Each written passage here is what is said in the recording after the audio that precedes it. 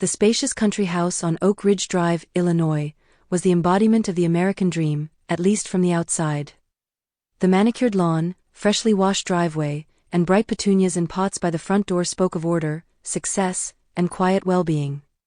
But inside, in the vast granite and stainless steel kitchen, where the aroma of homemade meatloaf still lingered, a different, more capricious reality unfolded. It's not about the goddamn lasagna, Carol. It's about the principle. Mark's voice, usually a calm, measured baritone he reserved for the courtroom, was strained, cutting through the hum of the stainless steel refrigerator. He stood by the kitchen island, still in his dress slacks and a slightly rumpled white shirt, his tie loosened like a noose that had failed to do its job.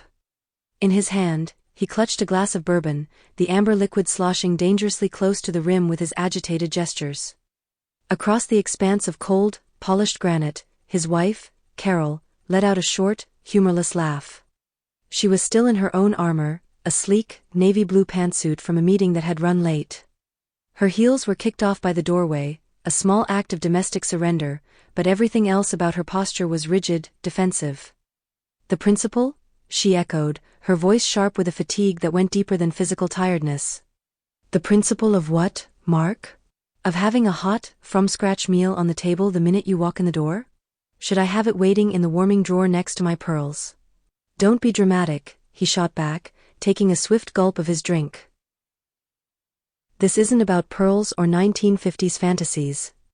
This is about our son.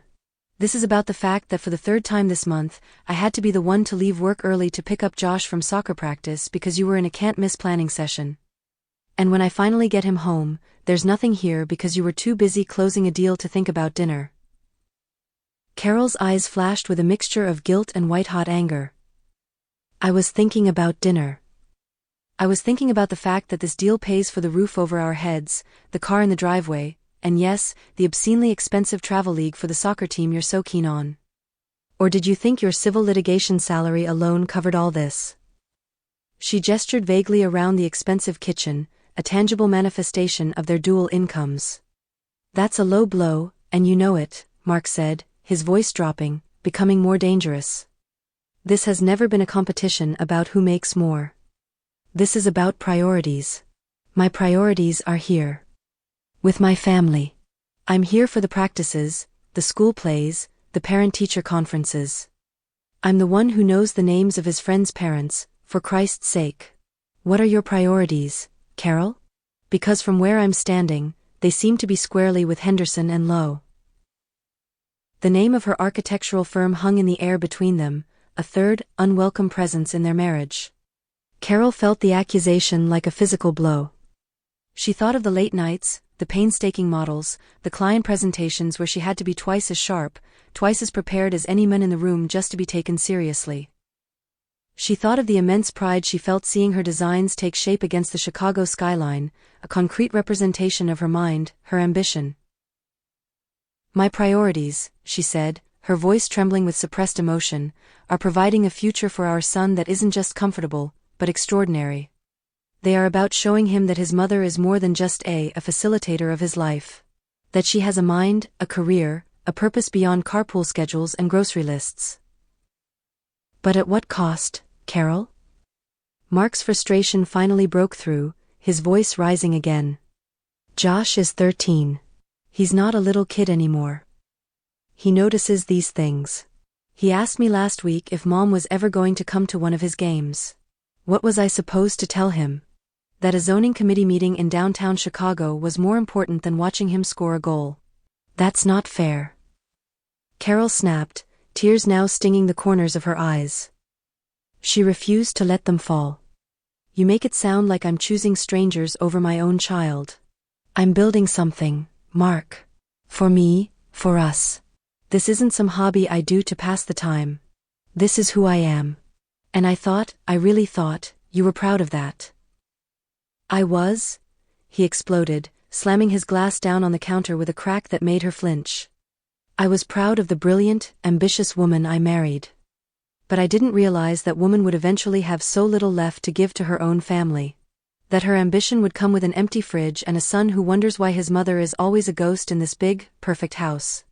The words ghost and big, perfect house echoed in the sudden silence. They were the unvarnished truth, and they hurt more than any shouted insult. Carol looked around the kitchen she had designed herself, the state-of-the-art appliances, the custom cabinetry. It was perfect, beautiful, and in that moment, it felt utterly hollow. A showpiece, not a home. She thought of Josh, upstairs in his room, probably listening to every word with his headphones on, trying to block out the sound of his parents dismantling their life piece by piece. Her ambition, the very thing that had defined her, was now the wedge driving her family apart. Mark saw her career as a choice, a selfish diversion. She saw it as an intrinsic part of her identity, a thing she could not sever without severing herself. "This is who I am," she repeated, her voice barely a whisper now, all the fight gone out of her, replaced by a deep, chilling dread. "If that's not enough for you, if being a partner and a provider isn't enough, then I don't know what is." Mark looked at her, the anger in his eyes slowly giving way to a profound sadness. "I just want my wife back, Carol. I just want Josh to have his mother. Is that really too much to ask?" He didn't wait for an answer. He turned and walked out of the kitchen, leaving her alone in the cold, perfect silence of the dream they had built together, a dream that was suddenly showing very, very deep cracks. The argument was over, but the chasm it had opened up between them felt wider and more terrifying than ever. And Carol knew, with a sickening certainty, that this wasn't just about lasagna or soccer practice. This was a battle for the very soul of their family, and she had no idea how to fight it without losing a part of herself in the process. The silence in the house after Mark's departure was a physical weight. Carol stood frozen in the kitchen, the echo of his words, "I just want my wife back," bouncing off the cold granite. It wasn't anger that settled in her bones now, but a profound, icy loneliness. He didn't see her. He saw a deviation from a script she had never fully agreed to write. Later, tucked away in her home office, a sleek, modern space that was her sanctuary, Carol scrolled through the digital portfolio of her life's work. The Henderson and Lowe server displayed images that were more than just buildings, they were pieces of her soul rendered in glass and steel. There was the Willow Creek Community Center, its sweeping, fluid lines designed to invite the neighborhood in, to foster connection, a bitter irony that wasn't lost on her now. She'd spent nights perfecting those curves while Mark read bedtime stories to Josh. Then the North Shore Women's Shelter, a project she'd fought for tooth and nail, designing a space that was both secure and uplifting, with skylights that led in the sun, a metaphor for hope she had been so proud of. She remembered the gratitude in the director's eyes, the tangible difference her work was making. To Mark, it was just another job. To her, it was a legacy. A week after the fight, buried under a fresh wave of silent treatments and Josh's subdued "It's fine, Mom," she found an online ad for a women's leadership forum called Reignite Your Spark, for professional women at the crossroads. It sounded cheesy, a cliché. But desperation trumped pride. She signed up, using her maiden name, Carol Evans, a small act of reclamation. The forum was held in a bright, airy conference room in a downtown Chicago hotel the following Saturday. Mark had raised an eyebrow when she said she had a work thing, but said nothing. Sitting among 24 other women, all dressed in various versions of professional armor, Carol felt a flicker of something she hadn't felt in years, anonymity, and the possibility of being understood. The speaker, a dynamic woman in her 50s named Alicia, didn't talk about work-life balance. She spoke about integration. She spoke about the invisible tax of emotional labor that women carried, the constant justification of their ambition. "How many of you," Alicia asked, her voice calm but powerful, "have ever been called too intense for caring deeply about your work? Or distracted when you're actually building a future for your family in a different way?" Carol's breath hitched. It was as if the woman had been a fly on the wall in her kitchen. A woman named Sarah, a tech CEO, shared how her husband called her passion for her startup an obsession, framing it as a character flaw rather than drive. Another, a surgeon named Lena, spoke of the guilt she battled every time an emergency call pulled her from a family dinner, while her male colleagues were simply seen as dedicated. Carol didn't share her story aloud. But she listened, and with every shared experience, the tight knot of isolation in her chest began to loosen. These women weren't monsters who neglected their families. They were architects, leaders, healers. They were her. During a breakout session, she found herself talking to a woman named Maria, a graphic designer. "My husband says I've changed," Carol confessed quietly. "That I'm not the woman he married." Maria smiled a sad, understanding smile. "Maybe not. Maybe you've changed. The question is he ready to marry the woman you've become?" These words struck a chord that resonated deep within her. Driving back to Oak Ridge Drive, Carol felt the horizon glitter in her rearview mirror, adorned with the buildings she'd helped create. It wasn't a sudden, blinding inspiration, but a quiet, firm confidence that arose within her soul. She hadn't been wrong in wanting both. The problem wasn't her career, but the outdated, unspoken contract in her marriage that placed the burden of domestic responsibilities solely on her shoulders. She walked into the house. Mark was on the couch, watching a game. The TV's glow lit his passive face. Josh was in his room. The familiar scene, once a source of guilt, now looked different. It wasn't her absence that was the issue, it was their collective refusal to build a new, more equitable version of their life together. She didn't start a fight. She went to her son's room and knocked. "Hey," she said, sitting on the edge of his bed. "I'm sorry I missed your game. Tell me about it. Did you score?" Josh looked up, surprised. For the first time in weeks, she wasn't asking hurriedly from the doorway, phone in hand. She was present. Really present. He started talking, tentatively at first, then with growing excitement. It was a small step. But as she listened to her son, Carol knew the war within her was over. She would no longer apologize for the architect she was. The next battle, the one for the soul of her family, would require a new blueprint, one she was finally ready to draw, with or without Mark holding her hand. The woman who came back from that forum wasn't the ghost Mark lamented. She was more solid, more real, and more determined than ever. The path forward was uncharted, but for the first time, she trusted the architect within herself to navigate it. The decision took shape not as a grand plan, but as a quiet certainty. The annual Innovators in Urban Design Gala was approaching, a gala event where her firm's latest project, the Museum of Contemporary Art Chicago, would receive a prestigious award. She was the lead architect. For years, she'd attended these events alone or with colleagues. Mark always declined, citing a dislike of stuffy crowds or the need to be with Josh. Now she realized it was a deeper discomfort, a disconnect from that part of her life. Standing in her closet, she bypassed the safe, familiar dresses and chose a sharp, tailored tuxedo-style gown. It was armor and an announcement. She took a deep breath and found Mark in his study. "Next Thursday, the firm will receive the Thornton Prize for the Museum of Contemporary Art, Chicago," she said, her voice calm, without the previous defensive tone. "I'm the architect accepting the project. I'd like to invite you." Mark looked up from his book, surprised. The invitation hung in the air, different from all the others. It wasn't a casual afterthought, it was a formal request.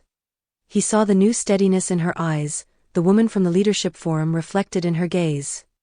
After a long pause, he simply nodded. "Okay. I'll be there."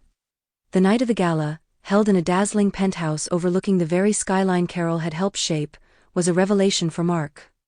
He watched her move through the crowd, not as his wife, the sometimes absent mother, but as Carol Evans, AIA. He saw the easy respect in the handshakes of senior partners, the eager attention of junior architects hanging on her every word about load-bearing calculations and natural light integration. Then came her speech. She stood at the podium, poised and powerful, and spoke not just of steel and glass, but of vision. She described the museum as a bridge between art and the city, a public space meant to inspire. She talked about the challenges, the late-night solutions, the passion that fueled the project. Mark listened, truly listened, and for the first time, he saw the epic scale of the world she inhabited. This wasn't just a job, it was a calling. The stuffy crowd was her tribe, and she was a chieftain among them. The applause that followed was thunderous, genuine. In that moment, he felt a profound shame for having diminished this, for having called it a mere distraction. The car ride home was quiet, but the silence was thoughtful, not hostile. Finally, As they pulled into their driveway in Oak Ridge Drive, Mark spoke, his voice thick with emotion. "I had no idea," he began, staring straight ahead. "Carol. I'm sorry. I saw you up there tonight. I finally saw you. What you do, it's not just a career. It's incredible. And I've been an idiot." Carol felt a lump form in her throat. It was the acknowledgement she had craved for a decade. The following weekend, they sat at the very same kitchen island where they had fought so bitterly.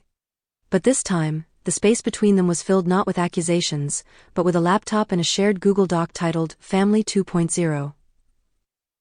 "It's not about you doing less," Mark stated, a new determination in his voice. "It's about me doing more. And doing it properly." They worked together, not as adversaries, but as partners redesigning a flawed structure. They created a shared family calendar, color-coded for work, school, and personal commitments.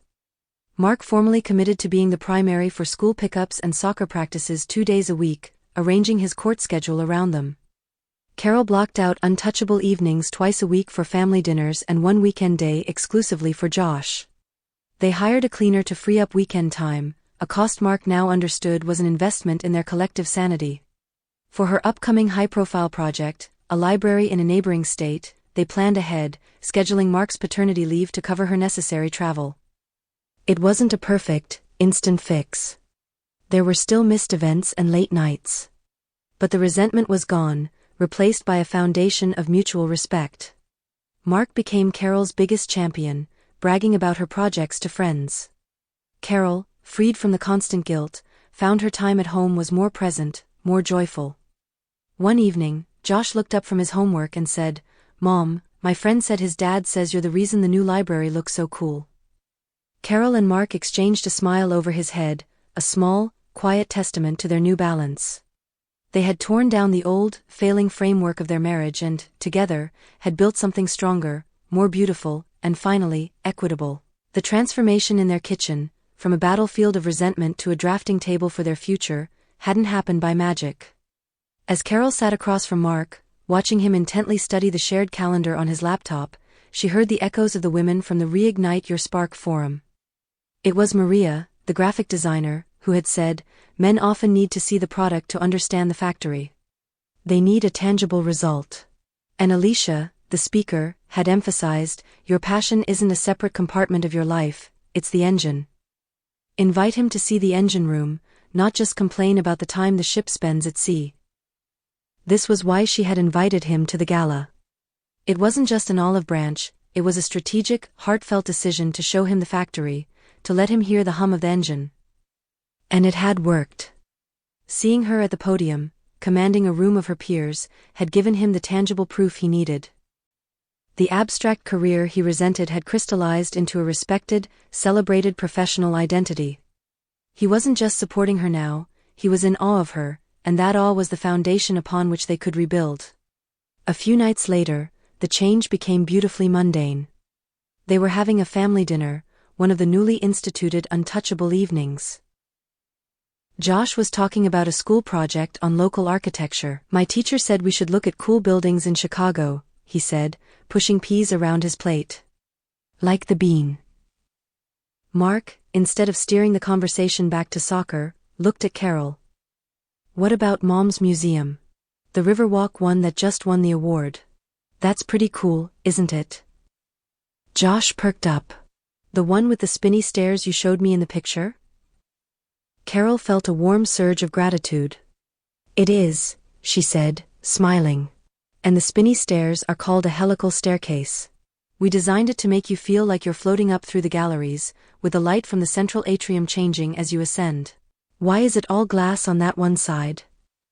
Josh asked, genuinely curious. And so, over meatloaf, Carol explained the concept of visual connectivity and bringing the cityscape into the art viewing experience. Mark listened, not with the glazed-over look he used to have, but with engaged interest, even asking a follow-up question about the structural challenges of so much glass.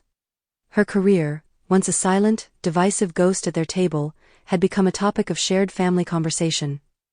It was no longer her work, it was a fascinating part of their family's story, a source of pride for all of them. This new dynamic empowered Carol to implement another piece of advice from the forum. She remembered Lena, the surgeon, saying, "Don't just dump your frustrations. Frame your needs as a partnership problem to be solved together." So, when a potential new, groundbreaking project, a sustainable housing complex, landed on her desk, requiring a preliminary site visit out of state, she didn't announce it with anxiety. She presented it to Mark as an opportunity for them. "This new project," she began one evening, "it could be a huge step, not just for me, but for the kind of work our firm is known for. It means a 2-day trip to Milwaukee next month to assess the site. I was looking at the calendar, and I think we can make it work if we..." She laid out a tentative plan, showing him how his responsibilities would align and how they could prepare Josh for it. Instead of the expected sigh or the subtle tension, Mark leaned forward. "Send me the details of the project," he said. "I want to understand what makes it so special." He was no longer just accommodating her schedule, he was investing in her vision. The threat had dissolved, replaced by a genuine partnership. Carol's work was no longer a rival for her time and attention, it had become a shared interest, a common ground from which their new, more balanced life could grow. The harmony in their home was no longer a fragile thing, threatened by her ambition. It was now, finally, orchestrated by it.